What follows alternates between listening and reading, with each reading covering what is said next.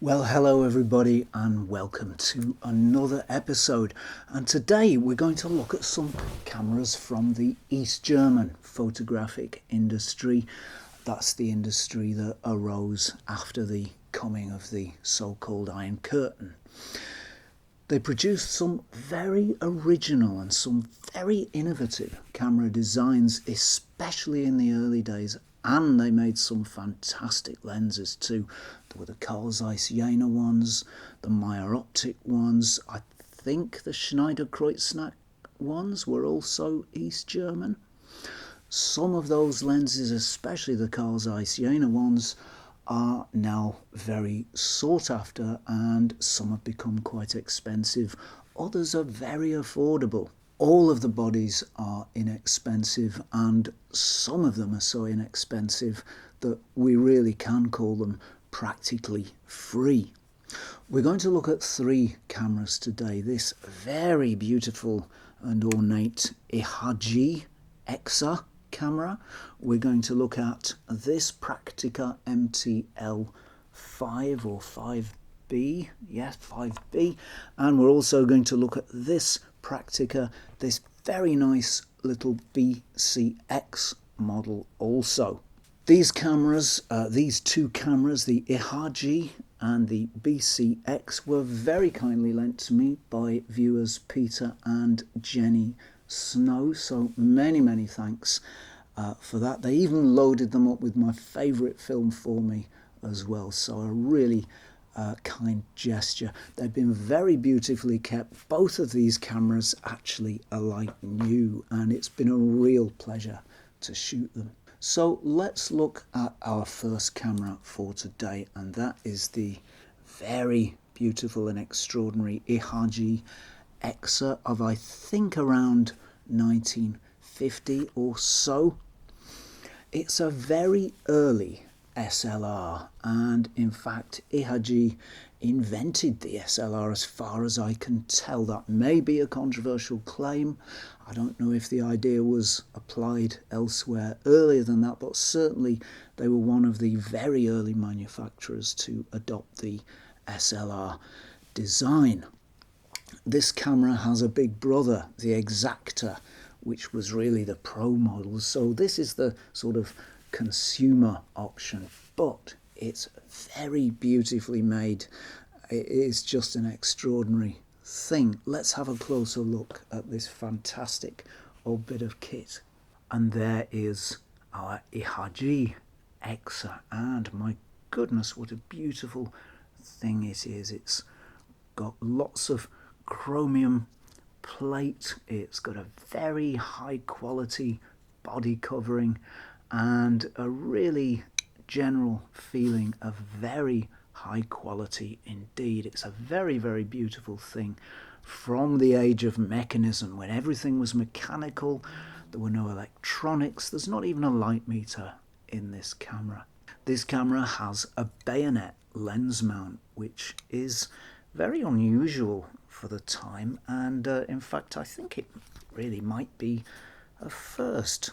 There we go. So here's the clip to release the lens, and we just turn it to the left and we can take off that lens, and you can see there the bayonet mechanism. I don't know if Ihagee were the first company to use this design, the bayonet design, but they were certainly very early adopters. The lens on this camera is a beautiful lens. This is the Carl Zeiss Jena Pancolar f2. I think it's a very early version of that lens. It's very nicely made, very easy to use, and a feature that I really like is that when you turn the aperture ring, can you see the little red marks there? That's the depth of field scale that's actually moving as you turn the aperture ring. So that's a really handy feature to have. The shutter speeds are fairly limited. If we look here, you can see that they run from, what do they run from? 1/25th up to 1/150th. Focus please, thank you. Yeah, so not a very wide range of shutter speeds, and I did find myself actually at times there was a bit too much light. Even stopping down, there was a little bit too much light. I could have done with a faster speed here or there, but then I was shooting in very strong light. The shutter button is in an unusual place. It's here on the Exa. So we wind on and we push the shutter button part way, and it pushes this outer button down, and that gives you a depth of field preview. So a half press gives you a depth of field preview, and that's a really useful feature, as indeed would be some focus. Thank you. Yes, that's a really useful feature because you can see before you take your shot exactly what it's going to look like, and you can compose fully open. And that's a really cool shutter sound. This camera has a fairly unusual shutter mechanism in that the mirror itself, it actually forms the seal while the after the shot has been taken. So after you've taken a shot, if you look through the viewfinder, until you wind on, you won't actually see anything. You need to wind on first, and then that mirror will open up and allow you to take your shot. It's because of the unusually designed shutter mechanism, and in fact that unusual design is also, I believe, responsible for the fairly limited selection of speeds that this camera has. But it's a lovely, lovely camera, and in fact if you've used any SLR, you'll be right at home with this one. These cameras have interchangeable finders also. This one's got a conventional split image prism in it, which works really well. It's a diagonal split, so it covers both horizontal and vertical objects, so that's really useful. This is a fully manual camera, so it's really good to learn on. I still think it's best to learn on manual cameras, and if you're going to get a manual camera, this is a really, really stylish, and not just stylish, beautifully made. I mean, the whole thing is finished to a really, really high standard. If you get one of these, you'll have a dash of cool, a dash of style, and a very, very well made machine as well. It's well made and reliable, and it's fairly cheap also. Incredibly, actually, because these are really nice cameras and I think they are undervalued. There are various versions. This is one of the very earliest version. It may in fact be the earliest version. But you should be able to get a good one with a lens for somewhere between 50 to 70 pounds. And in fact, there's one with a Pancolar f2 just like this one sitting on eBay right now for 99 pounds. And you know, you won't find a better lens, you won't find a better photographic kit anywhere. A really nice camera, very, very stylish, very, very well made, and well worth a look if you want to get into some manual photography. Right, fast forward a little to the 1970s. This is the Praktica MTL 5B. And there were many very similar models. There were various MTL models, there were various LTL models, but they were essentially the same camera. It's a very simple SLR. This one has a light meter that tells you whether you're over or underexposed, and you adjust your controls accordingly. The great thing about these 70s Prakticas is that they have an M42 lens mount, and that means there are literally thousands of really, really nice lenses that will mount onto this body. I've got a Pentax f2 on here at the moment. This is a very nice, very cheap lens, widely available, but there are literally thousands to put on here. The Zeiss Jenas, the Pentaxes, goodness knows how many more. I like these cameras because they're capable, they're honest and they're straightforward. They've got everything you need and nothing you don't need. In fact, in that respect, they're a little bit like the Nikon FM, and they do remind me, certainly in their approach to photography, of that camera. They don't quite have the polish of a Nikon or an Olympus, but they're a good, honest, usable machine. Let's have a closer look. So here is our beautiful old Praktica, and you can see that this camera really has the classic 70s SLR look. If you want a camera that looks like an SLR, you will not go far wrong with this one. It's a little bit large, but I don't think it's any larger than a Nikon camera or a Canon SLR of the time would have been. It's nicely made, it's nicely finished. I understand that this body is actually plastic, although it does feel and indeed sound a little bit like metal, but it's a sort of a metallized plastic. There's a metal coating over it, I believe. The body covering is very nice. The shutter button is in an unusual but very handy position. It's a bit of a clunky old shutter sound. The top deck is very conventional. We've got the film counter here, the wind lever here, a nice short throw for the wind lever. We've got the film speed selector and the shutter speed selector here, and we've also got the rewind crank, and if I can find it, the rewind crank and the means to open the camera body. Also, we'll have a brief look inside where we will find a metal shutter, so that's pretty nice quality. No danger of that shutter getting burned by sunlight if it should get left in sunlight like the Leica style shutters can. That's a very tough, well made shutter. These cameras are very cheap, and you can find a body for one of these in good condition for around about £10, maybe even less than that. I've seen them go for £5 as well. They're very capable cameras. They've got the classic 60s, 70s SLR look. They're more polished than the Russian Zenit cameras because they've got that nice split focusing screen, whereas the Zenit just has a plain screen without any prism at all. And there are lots of them around in really, really nice condition. If you want a good, no-nonsense camera with the classic look and access to thousands of lenses, there are very few better than this one.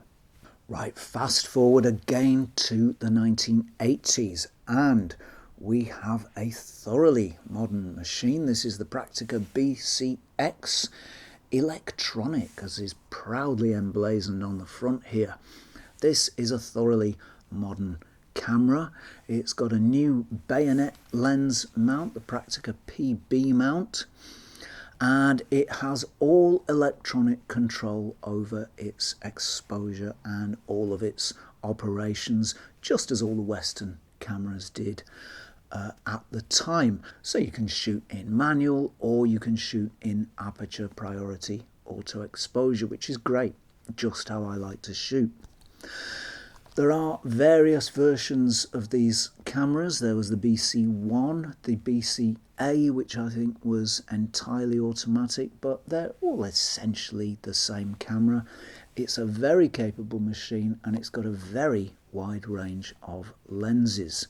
The lenses for this mount are branded Prakticar, but there was input for these lenses from Zeiss, Jena, Meyer Optik. All the previous East German optical companies had, I think, input into the lenses for this camera range. These then are very nice lenses, and the lens that this camera is wearing now is a very special lens. It's the Prakticar f1.4 50mm, and There is a very rare Zeiss Jena Pancolar 50mm 1.4, and I'm wondering if in fact this is the same lens, because it just wouldn't make sense to create an entire new lens from scratch. So I think this may well be a Pancolar 50mm f1.4, which is a very special lens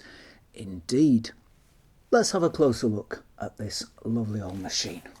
So there is our Praktica BCX. Let's check out the top deck. There it is. It's very conventional. We've got the exposure compensation dial here, together with the film rewind, and which you lift to open the camera. We've got a hot shoe on the top here. Shutter speed selector here. It's set to auto at the moment because I've been shooting it in aperture priority, which is the way I prefer to shoot. Right next to that we've got the film wind lever, which is a very short throw lever, and we have an on-off switch here and the shutter button. So if I switch the camera on, so that's a pretty short, nice, convenient sort of throw. It's a fairly noisy shutter, but it's no noisier than most other SLRs of the time. This is a very small camera, and I do appreciate it for that. I do like a small camera. I do like a camera that's portable. I think it may be metal. I do think that is metal. That sounds like metal, but I may be wrong. Tell me if I'm wrong. I could well be wrong there.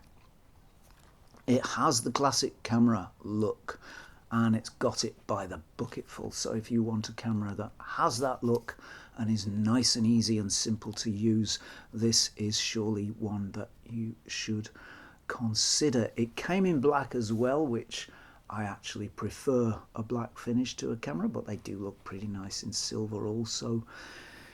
It's fully featured. It's got shutter speeds from 1/1000th of a second to 1 second, and B, it's very nicely finished, and it's a rather cheaper camera than the Western alternatives of the time. It was cheaper at the time it was new, and they're still cheaper today. So these really are bargain cameras. It's a really nice camera to shoot, and I must admit it's probably the one I enjoy using the most out of these three, because it's just so easy. It's got that aperture priority auto exposure, which is just fantastic. It's very small and portable, but it is quite heavy, quite a bit heavier than the MTL5 actually, and I don't think the weight is all in the lens. The body is fairly heavy too, so there's quite a lot of metal gone into the construction of this camera. It has the diagonally split prism inside the viewfinder, just like the MTL5 here, so that's very, very useful. There's an LED meter in the viewfinder that shows over or under exposure. Red LEDs, just as was fashionable in the 80s. If you didn't have red LEDs in the 80s, well, gosh, you really needed to think again. There's a window in the bottom of the finder that shows the aperture setting just like a Nikon, and that's really, really useful actually. That's been very helpful as I've been using the camera, and it's altogether a modern SLR experience. These cameras are not expensive. There is a BC1 and 3 lenses on eBay right now for £40. There's a BC1 and a 50mm 1.8 for £20, or there's a body only for £10. So these are seriously cheap and seriously capable cameras too. So whether you want a dash of 50s chromium plated mechanical cool with the Exa here, 70s SLR chic with the MTL5, or 80s high-tech with the BCX, the former East German camera industry can supply it, and at very affordable prices too. What do you want to see next time. What shall I make for you in the next episode? I've got some ideas. I've got an idea for an episode on some nice cheapy lenses, some good glass at very affordable prices. I've got some nice 50mm and some 135mm. We could do an episode on that. We could do an episode on lens maintenance and storage, lubrication, how to keep the lenses good over the years. Infrared photography with an infrared filter that you just pop over your lens on any digital camera and take infrared or near infrared shots. Let me know, please, in the comments box which one you'd like to see, and whichever gets the most comments, the most votes by 6 p.m. Monday evening UK time, that's the one I'll make. So that's it from me for now. Please don't forget to like, subscribe and ring that jolly old bell thing before you go. And if you like the content on this channel and you'd like to support it, you'd like to help it grow and develop, you can do that at patreon.com/Zenography, and you can do that for as little as $1 per month. As always, thank you very much for watching, and I will see you next time for some more Zenography.